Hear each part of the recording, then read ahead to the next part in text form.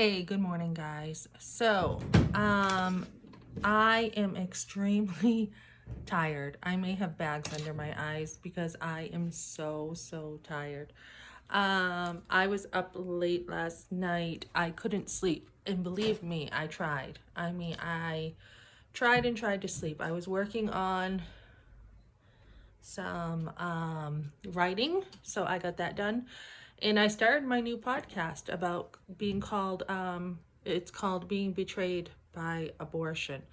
And I want to talk about that today. So if I'm talking slower or something, it's because I only got 2, 3, 4, 5, 6, I don't know, I must have got like 5 hours sleep.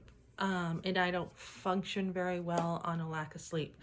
So, but I can't go back to sleep. I may take a nap.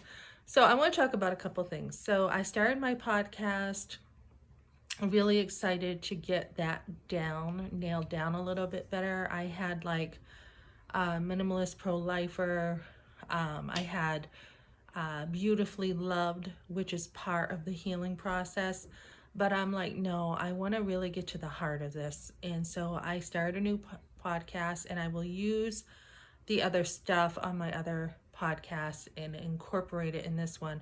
But the competition out there for podcasts is strong, and I'm like, you need to pick a name that stands out better. And I thought, I just was looking through last night, and within a minute, I saw something about betrayal, and I thought that's perfect. That is a perfect name for the whole abortion industry and everything that happens to a woman in that betrayal. Because a lot of times betrayal is what it's about. It's about people you have trusted, and they've let you down, they disappointed you, and your whole world collapse. And that is something that seems to be a reoccurring theme in my life. And I don't know why, except that God has chosen me to talk about this in my life. So, my podcast will be talking about how abortion betrays a woman. So many women think that abortion is the answer. And I've talked about a forced abortion for me as a teen, and obviously as a naive teen, I didn't understand what an abortion was. And I honestly was thinking about this last night, that if any woman truly knew what an abortion was, I mean, if she really knew, I don't think she would choose it. I think the lies around the abortion is what has gotten women in this situation. They have people around them saying things. They have doctors who won't tell you a thing. They have the lies of school, it's just a blob. It's a sperm, an egg. You have the doctor's office. I got my records years ago. I didn't have the communication at the time of the abortion. But years ago, years after I got my records, and it said that I had a medical procedure and a blob of tissue was removed. So even the medical procedures, even the doctors are using deceptive language. So there are so many lies around abortion. And I think if we can, like we are doing, I mean, Students for Life is amazing with how much work they're doing and how they're chopping down these lies. We need to get the lies taken care of. And if we do that, then a woman can know the truth and be set free. That it's not a woman's choice. There's a baby involved. There's just so much involved, and the baby is usually the afterthought. The baby is the number one victim. Obviously, the baby's dead. But along with that, the mother is also the victim. And she pretty much has a life sentence, pretty much. I mean, even if you're not in jail, you've got a life sentence until you heal.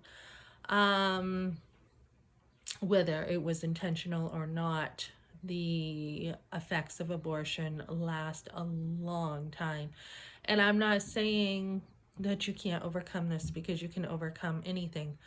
But when it comes to the abortion, if you do not have the right people around you and you don't have the right healing and the right help, you're going to be stuck in that darkness. So you want to get all the help you can. So for example, they say read one book and it will change your life.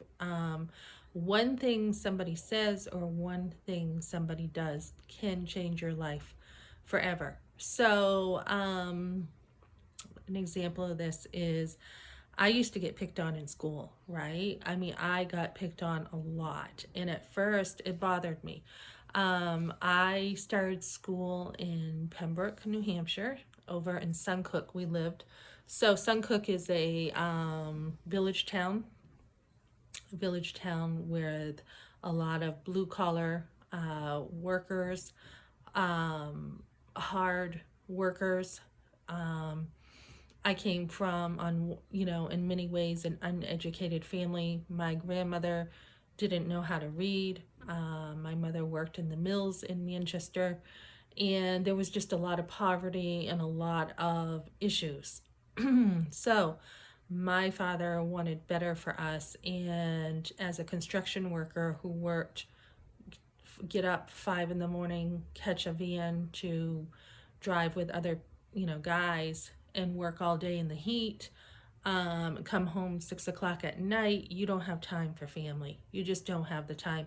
And I know nowadays we're like, oh, let's put family first. And that's something that me and my husband chose to do too. We chose to put our family first. But back in the day of our parents, you didn't do this. You didn't stay home and homeschool your kids much, not unless you had the money. My family had to survive. That's just the way it was. There wasn't a lot of money back then. Money was hard to come by, unlike today. And the social constraints were just the man went out and worked all day, the woman stayed home for the most part. And my mother worked, but for the most part, women stayed home. And the woman's taking care of everything at home, and that's pretty much the way it was. So they didn't have time always to read, to relax with their thoughts. But my father's freedom was going out hunting and fishing, and especially on the weekends was his time. It was very clear that was his time. And my mother and us went with my father, and we went to the bow and arrow shoots. So I was always an outdoors girl, but very physical. I didn't read. I didn't really do much as far as in education, except school. School was my education. So when I went to school, I got picked on a lot. When I was in Pembroke, up on I think it was Hill Road, I had boys picking on me, oh my goodness, nonstop. So one of them, I barely remember them, but Raymond, he would seesaw with me. He would pick on me. I had this other boy, Gino, and I met up with his wife later on in life. But me and my best friend, Judy, we'd walk to school. We had to walk. It was quite the walk for young kids. We went with her older sister, who walked us to school every morning and walked back. But at one point we were behind her sister Carol, and Gino was walking with us. He pushed me in the snow. He kissed me. He, I just got picked on a lot. And one day I remember I was running or something because somebody was picking on me as a little girl, and my mom let me have the Dr. Scholl's sandals, and I remember just falling and scabbing my knee on those sandals, and I don't think I was allowed to wear them after that because I ran in them. But I had been picked on from that point to moving to Epsom, New Hampshire, to being the new kid on the block. And even in second grade, I was picked on. I met my husband then, and then third grade, I was picked on. My husband picked on me with his friends. If they were not drawing spaceships of me, like spaceships and little aliens of me in third grade. I remember this guy, Tom, would do that, or they would spray my seat with like a Windex cleaner and say I had cooties because I was still the new girl in town. If it wasn't that, I was called Freckle Bump because I have a bump here and I have freckles.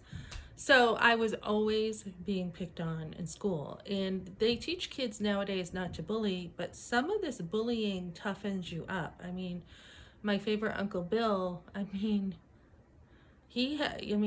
played kick the can in the road, and talk about getting bullied or having a life where, in the projects where he was raised, it goes beyond bullying.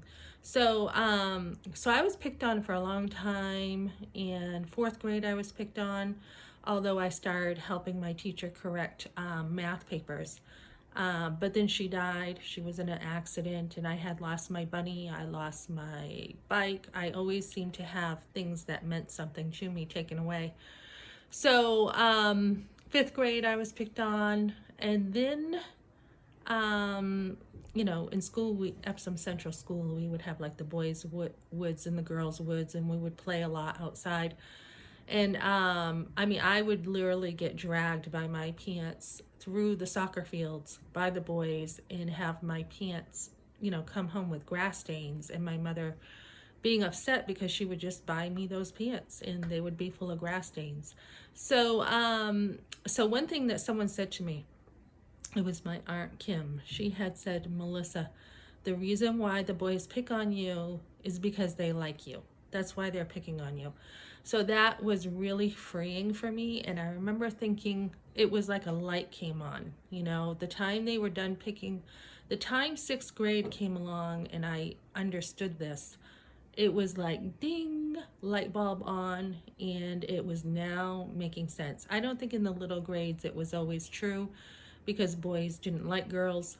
But by the time I was still being picked on in sixth grade, the light bulb came on. And I'm making this point because I'm talking about one thing can change someone's life. So as that light bulb came on in my head, I was like, wow, knowledge is power, right? So now I had the upper hand. I now knew that boys liked me and I could now use it to my advantage. So by sixth grade, my husband had noticed my hips. I was more developed than most girls. I was in dance. I was in tap. I had done tap dancing. Fourth and fifth grade, I had done tap in third. So my legs were more developed, but they would call me thunder thighs, etc., etc. So I just always got picked on. So by sixth grade, when the boys are noticing me and pulling my bra strap in class, etc., when the teacher wasn't looking, I now knew that I had the upper hand. And so I dated, we had like going out for a day, boys who like girls and girls who like boys, kid stuff, right? So my point is, just like that lie that I was believing for a while that nobody liked me was actually a lie. It was actually they did like me. And same thing with the whole abortion thing. When we realize that abortion has the lies around you, when we become free from that, it's a whole new life. So for my story on this podcast, this is a long one today, so I'm going to wrap it up. But my story on my podcast is talking about how abortion betrays women, and basically you're living a lie. That's what you're doing. You're being told in school, like by eighth grade, we had Mrs. Hill come in who didn't really want to talk about sex, and you didn't really talk about it, but she talked about the egg and the sperm, which was very disconnected, I think, to most of us. We made fun of it. It really wasn't making sense the way she was teaching it, and that's about it. And then learning later on, that you just learn from TV, you learn from music, you learn all these different things. So with the lies around abortion, what you want is the truth. And to understand that abortion will take a woman's life away until she heals. And what you want is, because I'm so gospel centered, is you want to believe that Jesus Christ died for your sins. So we can justify things and we can say, hey, we have no sin. And that's not true, because whoever says that is a liar. That's what scripture says. Everyone has sin and Jesus died for it. And then from that point on, applying biblical principles and realizing, okay, not only did he die for me, but sounds like someone's at my door, but he came to give abundant life. He came to rescue us from death and sin. He rescued us from hell.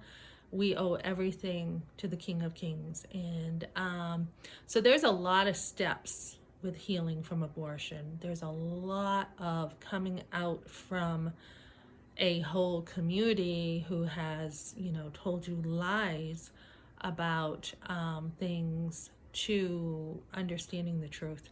And so that's what my podcast is about. I'm going to wrap this up because I think somebody dropped something off at my door, it sounds like. So I'm going to wrap this up, and join me on my podcast for the details of coming out from all the lies of the abortion minded community, a dynamic of family that would think abortion's okay in a society like that, to it changing the whole dynamics, changing your whole entire mindset. And it only takes one thing, one person. I had a pregnancy center over in Concord, New Hampshire on Pleasant Street that I had gone to just for a free pregnancy test in a car seat. And when I did that, I blurted out my abortion. I had only told a couple people in my life. And that was the beginning of one person again saying, God forgives as far as the east to the west. So as you continue doing this and people speak truth into your life, that you're now a whole new creation, that the past is gone, is what is going to free you. So join me over there, and I've got to run. Thanks, guys.